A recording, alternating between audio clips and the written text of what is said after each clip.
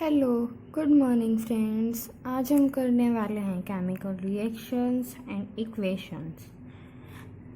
Chemical reactions and equations.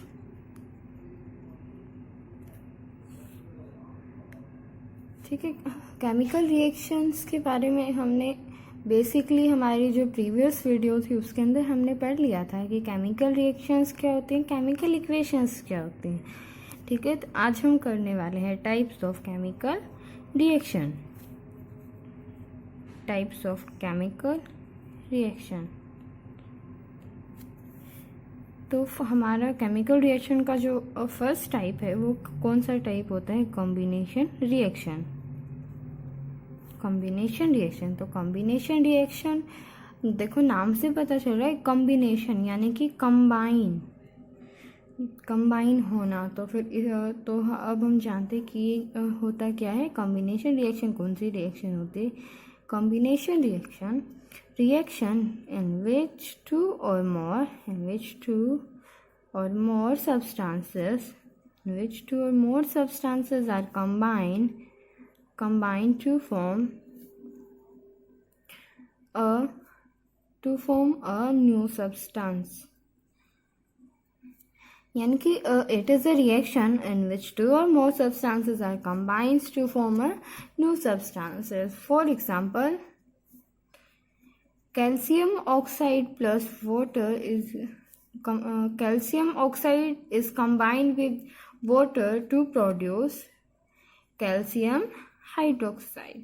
तो ये हमारा एग्जाम्पल हो गया कॉम्बिनेशन रिएक्शन का। Next our reaction is decomposition reaction. Decomposition reaction कौन सी रिएक्शन होती है? Reaction, it is a chemical reaction in which a single substance decompose to give two or more substances. देखो जो कॉम्बिनेशन रिएक्शन थी उसके अंदर तो दो या दो से ज़्यादा सब्सटेंसेस को कंबाइन किया गया था एक नया सब्सटेंस बनाने के लिए। और डिकम्पोजिशन रिएक्शन ये क्या होगी? इसकी उल्टी होगी, इनवर्स होगी। इसके अंदर क्या हुआ है? इसके अंदर एक सब्सटेंस को ब्रेक डाउन किया गया है या स्प्लिट किया गया है दो सब्सटेंसेस या उससे ज़्यादा सब्सटेंसेस के अंदर। ठीक है, तो इसका एग्जाम्पल लेते हैं हम। सिल्वर क्लोराइड को तब हम डिकम्पोज करेंगे हीट की प्रेजेंस में या फिर सनलाइट की प्रेजेंस में, तो क्या हो जाएगा? Silver plus chloride. तो ये हमारा डिकम्पोजिशन रिएक्शन का example.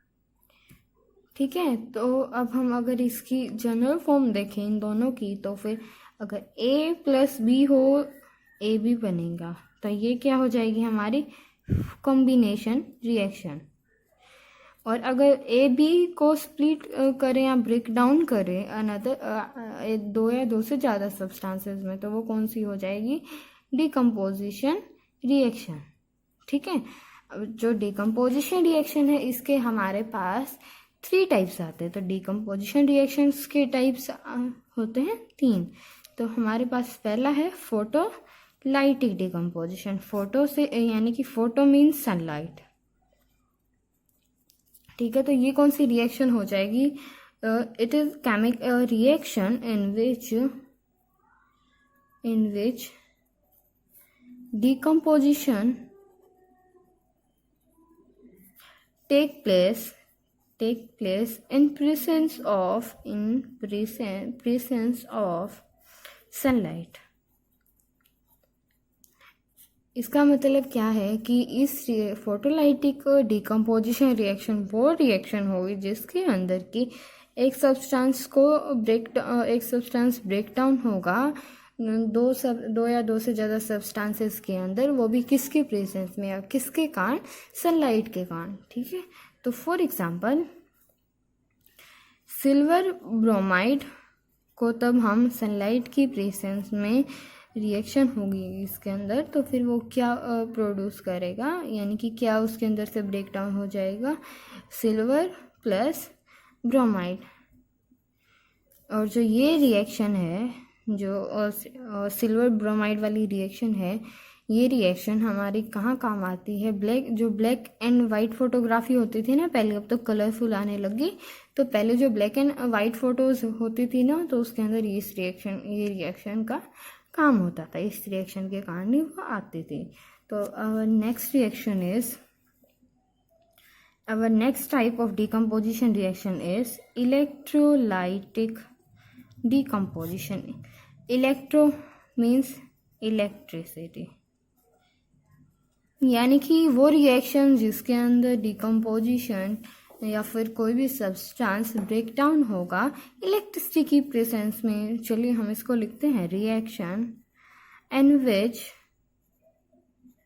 decomposition take place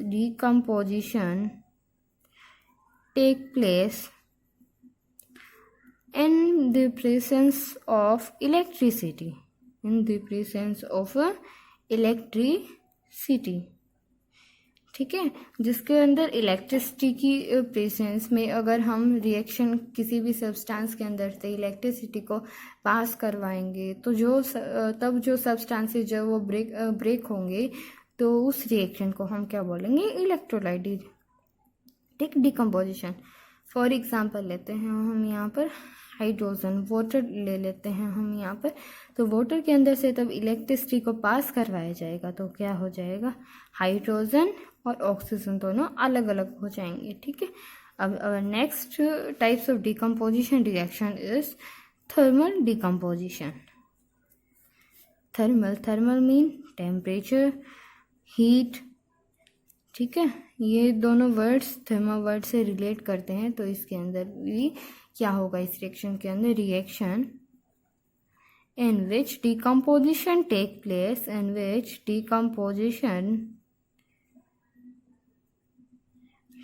place,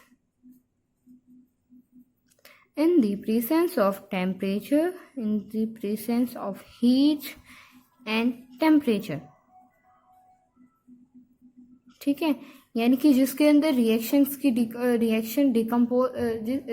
जिसके अंदर डिकम्पोजिशन हीट और टेम्परेचर के बेस पे हो। तो फॉर एग्जांपल लेते हैं हम यहाँ पर कैल्शियम कार्बोनेट के अंदर से तब हम हीट प्रोड्यूस करवाएंगे, तो फिर क्या होगा, हमारे पास क्या सब्सटेंसेस स्प्लिट होकर ब्रेक डाउन होके आएंगे, calcium oxide plus carbon dioxide. तो इसके अंदर क्या होगी, हमारी थर्मल डिकम्पोजिशन रिएक्शन होगी इसके अंदर।